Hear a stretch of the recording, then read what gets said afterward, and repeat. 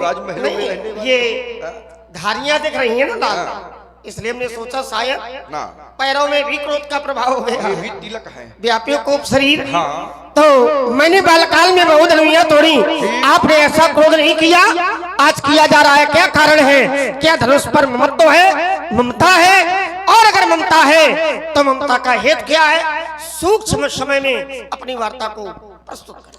हम पहले एक समझ गए थे बेटा तुम कितने भले आदमी हो, हाँ इसलिए हम समझ गए थे ये ठीक ठीक नहीं दिख रहा, और हमारे ही वचनों पर इसने टिप्पणी किया। इन्होंने कहा महाराज हंसना ये विरोधाभास का प्रतीक थोड़ी है।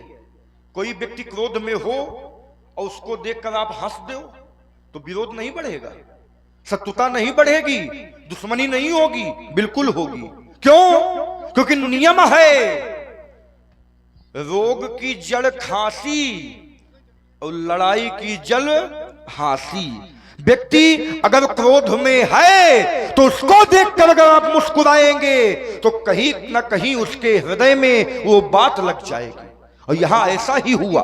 और सिद्धांत कहता है, नारद जी महाराज को देखकर भगवान शंकर के दो गण मुस्काए थे, नाम था श्रृंगी और भंगी। नारद जी को देख करके, उनके स्वरूप को देख करके वो रुद्रगण मुस्काए, तब हरिगण बोले मुस्काई और निज मुख मुकुर बिलो कहूं जाए। हंसे, और जब हंसे तब फंसे। जब हंसे भगवान नारद जी को देख करके, तो नारद जी ने जब अपना रूप देखा, हृदय में क्रोध आया और श्राप दे दिया तुम निशाचर हो जाओ। वहां हंसे थे तो निशाचर होना पड़ा, और यहां ही राजकुमार लक्ष्मण हंस रहा है। सुनी मुनि बचन लखन। और आप हैं श्री सुरेश राजपूत जी, आपकी ओर से 51 पुष्प मुद्राएं सुंदर संवाद में, और श्री संतोष कुमार दीक्षा जी, आपकी ओर से 101 पुष्प मुद्राएं सुंदर संवाद में। दोनों विद्वानों के चरणों में एक विशेष सूचना है। चिकासी हॉस्टल में एक बच्चा पढ़ता है जो करही ग्राम का है, जिसका नाम अनुज है। अगर अनुज यहां पर हो, अनुज चिकासी हॉस्टल से अगर यहां आए हो तो कृपया आपकी जहां दीदी हैं आप उनके घर में पहुंच जाए, या यहां तक सूचना भिजवा दें कि हाँ आप यहां हैं, क्योंकि आपके अभिभावक परेशान हैं और विद्यालय परिवार परेशान है। भाई अनुज ग्राम करही से हैं जो चिकासी हॉस्टल में पढ़ते हैं, वो शायद यहां आए हो, तो कृपया या तो अपनी दीदी के यहां पहुंच जाएं या फिर मंच के पास में सूचना दे दें अगर यहां आए हो। साधुवाद। क्योंकि व्यक्ति के वाणी को सुनकर के उसके कुल का पता लग जाता है, व्यक्ति के शरीर को देखकर उसके भोजन का पता लग जाता है। यदा यदा मुंचति वाक्य जालम तदा तदा जात कुल प्रमाणम। शास्त्र का प्रमाण है बेटा। तुमने कहा, आपने घोषणा कर दिया, सो भी लगाओ बिहाई समाजा, न तुम्हारे जई है सब राजा। जब यहां कर्म एक व्यक्ति ने किया है तो फल भी एक व्यक्ति को मिलना चाहिए, क्योंकि नियम है कर्म प्रधान विश्व रचि राखा, और जो जस करे सो तस फल चाखा। ठीक है, कर्म एक ने किया, धनुष को तोड़ने के लिए सब नहीं आए थे, क्योंकि यहां दो प्रकृति के राजा है, साधु राजा है, दुष्ट राजा है। कुछ ने तोड़ने का प्रयास किया और कुछ ने तोड़ने का प्रयास नहीं किया। जिनके कछु विचार मन माही तो चाप समीप महीप ना। उन्होंने न धनुष को उठाया, न धनुष के पास गए, और न धनुष को तोड़ने का प्रयास किया, तो वो तो निर्दोष रहे, उन्होंने कोई अपराध। तो राजा जनक ने अपनी घोषणा में उनको सम्मिलित क्यों किया? क्योंकि राजा जनक ने कहा था, सब नृप भय जोग उपहासी, और जैसे बिन विराग सन्यासी। तो सब में तो सब आ गए ना, चाहे अच्छा राजा हो, चाहे बुरा राजा हो, चाहे भला राजा हो, चाहे दुष्ट राजा हो। जब सब में सब आ गए तो परशुराम ने अगर कह दिया न तुम्हारे जी है सब राजा, तो कोई गलत नहीं कहा। और देखिए, इन्होंने कहा महाराज जो यहां के राजाओं के हाथ का बल है वो चंद्रमा के समान है और धनुष राहु के समान है। तो नियम यह है कि राहु चंद्रमा को ग्रास बनाता है। एक समय ऐसा आता है कि राहु चंद्रमा को अपना ग्रास बनाता है, भोजन बनाता है, ग्रहण लगाता है, लेकिन इस राहु ने फिर वहां पर ग्रहण क्यों नहीं लगाया? बेटा, गुरुदेव की कृपा हो जाए ना तो बड़े बड़े संकटों से व्यक्ति उबर जाता है। हमारे लोग कहते भी हैं गुरु मेहरबान तो चेला पहलवान, कहा जाता है कि नहीं कहा जाता? अगर गुरुदेव की कृपा हो गई बेटा तो बड़े से बड़ा योग भी नष्ट हो जाता है, क्योंकि नियम है किम कुर्वन्ति ग्रहा सर्वे यश केंद्रे बृहस्पति। अगर गुरु की कृपा हुई तो बड़े से बड़े संकट से व्यक्ति निकल जाता है, तो कहीं ना कहीं यहां गुरु की कृपा रही होगी, इसलिए उसके जीवन में ऐसा संकट नहीं आया। तुमने कहा महाराज सिद्धांत है, हमने बचपन में बहुत सी धनुइयां तोड़ी, बहु धनु ही तोड़ी लविकाई, लेकिन कबहु ना असविस्कीन गुसाई। बचपन में बहुत धनुइयां तोड़ी। बेटा, तुमने बचपन में बहुत धनुइयां तोड़ी होंगी, लेकिन संसार में बहुत का नहीं एक का महत्व है। शैले शैले न माणिक्यम मौक्तिकम न गजे गजे, साधुओं न सर्वत्र चंद्रम न बने बने। पहाड़ बहुत हैं, लेकिन हर पहाड़ में मालिक रत्न नहीं मिलता। गाय बहुत हैं, लेकिन हर गाय के मस्तक पे गोरोचन नहीं मिलता। जंगल तो बहुत है, वन तो बहुत है, लेकिन हर वन में चंदन नहीं मिलता।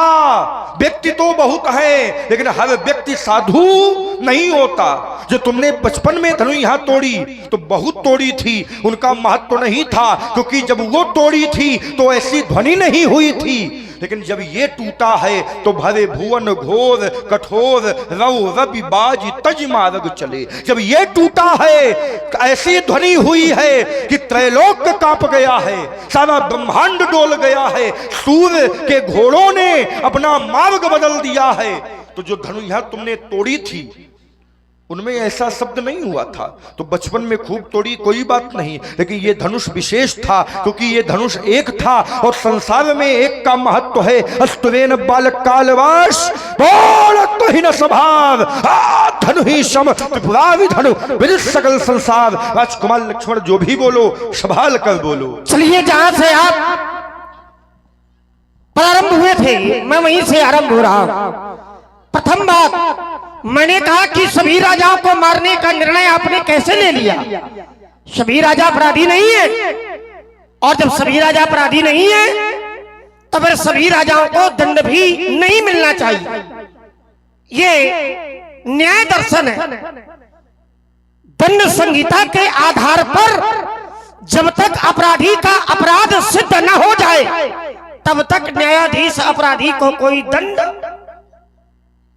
नहीं देता। और यहां पर अभी अपराधी सिद्ध नहीं है और न ही सामने। अब बिना अपराधी के आपने इतना बड़ा निर्णय ले लिया, बिना जानकारी के इतना बड़ा आपने निर्णय ले लिया सभी राजाओं को मारने का। अब आपने एक बात लगाई, आपने कहा कि राजा जनक ने कहा कि सब न भय जोग उपहासी। ये राजा जनक ने कहा, सब न भय किसी ने तो जोग उपहासी, ये राजा जनक ने नहीं कहा। किसी ने तो कहा है, लेकिन क्यों कहा है? ये सामाजिक दर्शन है ना, ये कवि का लेखन है, ये कवि की भावना है प्रदर्शित की गई। सब न भय जोग उपहासी जैसे बिन विराग सन्यासी। अब यहां पर सब नप में सभी राजा नहीं है, यहां सब नप भय जोग उपहासी में केवल वो राजा हैं जो राजा धनुष तोड़ने के लिए गए। और अगर सभी राजा उपहास के पात्र बन जाते तो फिर आगे ये ना लिखा जाता बोले साधु भूप सुन वाले। आगे ये भी तो है, जो राजा उपहास के पात्र बने हैं वो अलग है, और जो राजा साधु है वो उपहास के पात्र नहीं है। तो यहाँ वो राजा उपहास के पात्र है जो धनुष तोड़ने के लिए गए, सभी राजाओं के लिए नहीं है। ये सब शब्द यहाँ केवल उन राजाओं के लिए है जो राजा धनुष तोड़ने के लिए गए हैं। लेकिन आपका जो निर्णय है वो सभी राजाओं के लिए कि जितने राजा हैं, क्योंकि आप जानते नहीं है कौन साधु है कौन असाधु है। आपका निर्णय तो सभी राजाओं के लिए हुआ है और यही बात हमें अच्छी नहीं लगी कि आपका आगमन धराधाम में साधुओं की रक्षा के लिए होता है, दुष्टों का वध करने के लिए होता है। परित्राणाय साधूनां विनाशाय च दुष्टाम, दुष्टों का वध, साधुओं की रक्षा, धर्म की स्थापना और अधर्म का विनाश, इन कार्यों के लिए आप धराधाम में आते। और आप जैसे महात्मा के द्वारा, आप जैसे महापुरुष के द्वारा अगर दुष्टों के साथ साथ साधुओं का भी वध किया जाएगा तो आप अपने जीवन के साथ में न्याय नहीं कर पाओगे। इसलिए आपने जो सभी राजाओं को मारने का निर्णय लिया है ये ठीक नहीं है, ये उचित नहीं है। और राजा जनक के नियम में तुम ना जाओ। राजा जनक जो करेगा क्या वही कार्य आप करोगे? आप वो कार्य नहीं कर सकते हो। जैसे राजा जनक के लिए आपने जड़ शब्द का प्रयोग किया, क्या कहा है? जड़। और जड़ माने भैया जड़, जड़ माने, जड़ माने होता है मूर्ख। क्या होता है? मूर्ख। तो जो मूर्ख व्यक्ति होगा उसका नियम अलग होगा, उसका निर्णय अलग होगा। और आप राजा जनक को जड़ कह चुके हो, मूर्ख कह चुके हो, इसलिए जो राजा जनक करे उस नियम में आपको नहीं चलना। इसलिए राजा जनक ने अगर कहा भी है। और इसी सुंदर संवाद में आप हैं भैया अमरेंद्र कुमार जी पुरैनी वालों की ओर से 21-21 मुद्राएं, और श्री रमाकांत त्रिपाठी जी और जाहिर सिंह जी परिहार ग्राम कछुआ 51 मुद्राएं आपकी ओर से। श्री छोटे लाल जी राजपूत ग्राम जमखुरी वालों की ओर से भी 51 मुद्राएं दोनों विद्वानों के चरणों में। धन्यवाद। एक और राजा जनक को मूर्ख कह रहे हो और दूसरी ओर राजा जनक के नियम में चल रहे हो, तो ऐसा कोई कार्य न करो कि हमें भी आपको उस कोट में खड़ा करना पड़े। इसलिए राजा जनक के नियम को हटाओ, राजा जनक के नियम को न अपनाओ। आप अपना नियम देखो, राजा जनक अपना नियम देखे। इसलिए आपकी जो घोषणा है सभी राजाओं को मारने की, ये उचित नहीं है, उपयुक्त नहीं है। आइए दूसरी बात, मैंने कहा था एक योग ऐसा भी है जब वो योग लगता है तो चंद्रमा भी राहु पर अपना प्रभाव छोड़ देता है। भैया ये ज्योतिष है और ज्योतिष का एक नियम है। व्यास जी महाराज, ज्योतिष का एक नियम है। क्या नियम है? ज्योतिष का नियम है अगर चंद्रमा पर बृहस्पति की दृष्टि पड़ जाए, ध्यान देना यद्यपि ग्रहण योग जब लगता है तो ग्रहण योग में राहु ही चंद्रमा को अपना भोजन बनाएगा, या तो केतु बनाएगा या तो राहु बनाएगा सूर्य और चंद्रमा को। ग्रहण योग का ये नियम है और ग्रहण योग लगता भी है, ग्रहण पड़ता भी है, आप लोग जानते हो। लेकिन अगर राहु पर चंद्रमा अपना प्रभाव छोड़ रहा है तो योग बनेगा कौन? तो उस योग को कहते हैं व्यास जी गज केसरी योग। और गज केसरी योग का ये प्रभाव है कि उस समय चंद्रमा पर गुरु की दृष्टि होगी, और जब चंद्रमा पर गुरुदेव भगवान की दृष्टि होगी तो फिर चंद्रमा भी राहु पर अपना प्रभाव छोड़ देगा। और यही यहां पर हुआ है। धनुष तोड़ने वाले को गुरुदेव भगवान ने आदेशित किया, उठाऊ अमुक भंजऊ भव चापा और मेटऊ तात जनक परितापा, तो सुनी गुरु बचन चरण सिर नामा। जिस समय गुरुदेव भगवान ने आदेशित किया तो गुरुदेव भगवान के आदेश का पालन धनुष तोड़ने वाले ने किया। तो कहने का तात्पर्य है कि केंद्र में बृहस्पति यानी कि गुरुदेव भगवान है, और अगर अपने पक्ष में गुरुदेव भगवान हैं तो फिर संसार की सभी शक्तियां चाहे हमारे विरोध में हो जाएं, अगर गुरुदेव भगवान पक्ष में हैं तो फिर हमारा संसार में कोई कुछ बिगाड़ नहीं सकता है। और धनुष तोड़ने वाले के गुरुदेव भगवान धनुष तोड़ने वाले के पक्ष में हैं, इसलिए आप विरोध चाहे जितना करो, लेकिन मेरा विश्वास कहता है कि धनुष तोड़ने वाले का आप कुछ बिगाड़ नहीं सकते। अच्छा, ये दूसरी बात। आइए एक बात केवल और लूंगा मैं।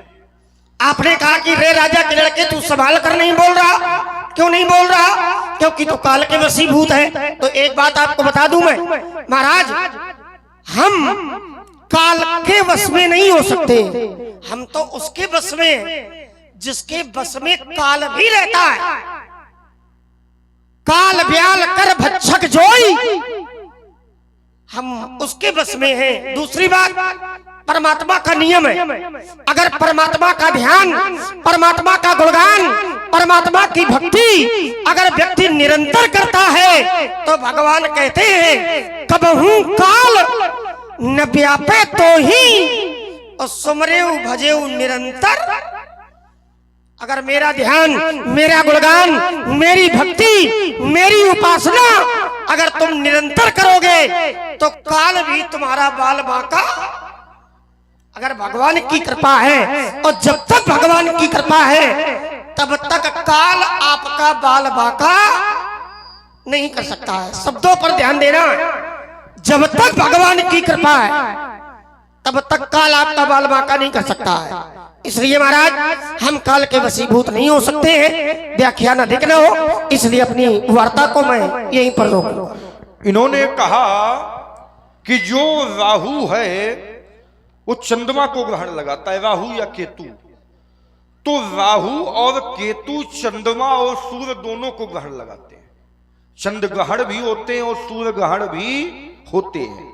ये राहु पूर्व जन्म का स्वरभानु नामक व्यक्ति था, दैत्य था। हाँ, विप्रचित्ति का पुत्र था। जब देवता और दैत्यों के बीच में समुद्र मंथन हुआ, समुद्र मंथन से अमृत निकला, भगवान ने मोहिनी रूप धारण किया और देवताओं को अमृत पिलाने लगे और दैत्यों को मदिरा पिलाने लगे।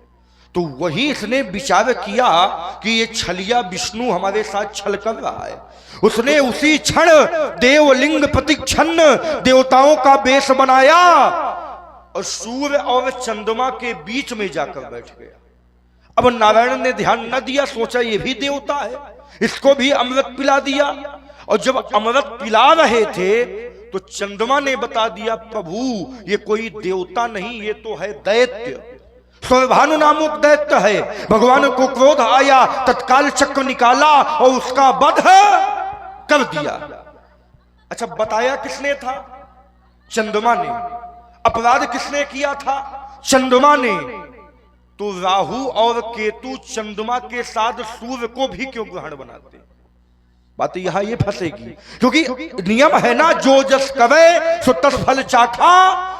जो जैसा कर्म करता है वैसा फल भोगता है। तो बात बताई थी चंद्रमा ने, भगवान से अपराध किया था चंद्रमा ने, तो दंड मिलना चाहिए तो चंद्रमा को। वहां फिर सूर्य का ग्रहण क्यों लगता है? पहली बात। दूसरी बात, इन्होंने कहा महाराज ये लोग, ये कोई सिद्धांत नहीं है, ये जनक ने नहीं कहा सबन भय जोग उपहासी। बेटा यहां जितने भी व्यक्ति आए थे ये सब धनुष तोड़ने के लिए आए थे। प्रमाण मिलता है दीप दीप के भूपति नाना, और आए सुनी हम जो पण ठाना। यहां दीप देश देशांतर के जो राजा आए थे, राजा जनक के पण को सुनकर आए थे। और पण वही था जिसने धनुष का खंडन कर दिया, जानकी का ब्याह उसके साथ हो जाएगा। सो पुरारी कोदंड कठोरा और राज समाज आज जही तोरा, तो त्रिभुवन जय समेत बैदेही और बिनहि विचार बरय हठ ते ही।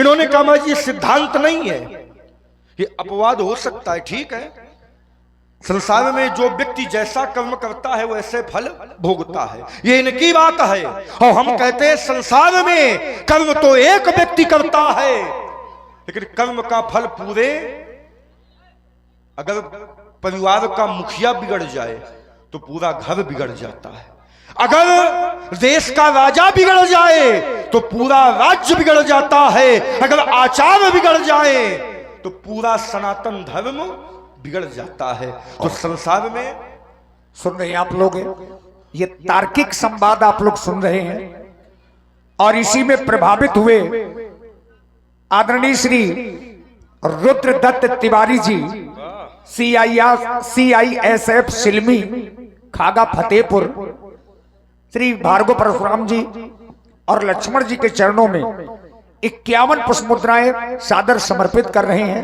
लाइव प्रसारण देख रहे हैं बुंदेली मिक्स प्रोग्राम में और विकास व्यास जी यूट्यूब चैनल में, दोनों में लाइव प्रसारण चल रहा है।